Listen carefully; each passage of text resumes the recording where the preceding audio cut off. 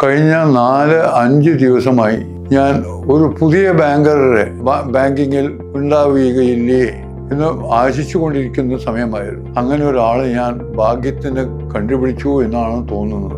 ഞാൻ വിചാരിക്കുന്ന ചില ഗുണഗണങ്ങൾ, ചില ആശയോക്തികൾ എല്ലാം ആ മനുഷ്യനിൽ ഉണ്ടാവണം എന്നുള്ളൊരു വിചാരമായിരുന്നു എൻ്റേത്. ഇത് വേറെ ഒന്നുകൊണ്ടുമല്ല, കഴിഞ്ഞ 40-50 കൊല്ലത്തെ ബാങ്കിങ് ജീവിതവുമായി പൊരുത്തപ്പെട്ട് എൻ്റെ ജീവിതത്തിൽ വളരെയധികം ആശകൾ പടുമുളയായിട്ടും അല്ലെങ്കിലും ഉണ്ടായിട്ടുണ്ട്.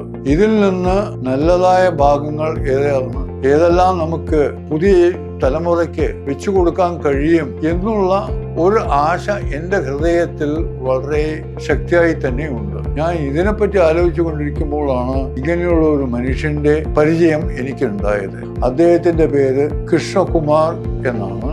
അദ്ദേഹം ഇവിടെ ഒരു ബാങ്കിങ് സ്ഥാപനവും ഒരു എല്ലാം ആയി ഇടപെടുന്നുണ്ട്. കൃഷ്ണകുമാറിനെ കണ്ടപ്പോൾ എൻ്റെ മനസ്സിൽ ഉദിച്ച ഒരേ ഒരു ആശ, ഇന്ത്യയിൽ പുതിയ ആശയങ്ങളെല്ലാം അലതല്ലുന്ന ഈ സമയത്ത് ബാങ്കിങ് രംഗത്ത് ഒരു പുതിയ ശ്രേണിയുമായി വരികയില്ലേ, അതിന് കൃഷ്ണകുമാറിന് കഴിയുമോ, അദ്ദേഹത്തിന്റെ ആശയ സംഹിതകളിൽ ഇവ ഒതുങ്ങുകയില്ലേ എന്നുള്ള സംശയങ്ങളെല്ലാം എനിക്ക് ഉണ്ടായിട്ട് കൂടി എനിക്ക് ഒരു ഉറപ്പ് തോന്നുന്നുണ്ട്.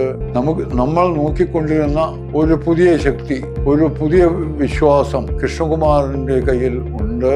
അദ്ദേഹം അതിൽ വിജയിക്കും എന്നുള്ളൊരു നല്ല ഉറപ്പും എനിക്കുണ്ട്. ഇന്നത്തെ ബാങ്കിങ് രംഗത്തെ പറ്റി ആലോചിക്കുമ്പോൾ ഇത് ഒരു ദിവസം കൊണ്ട് ഉണ്ടായതല്ല.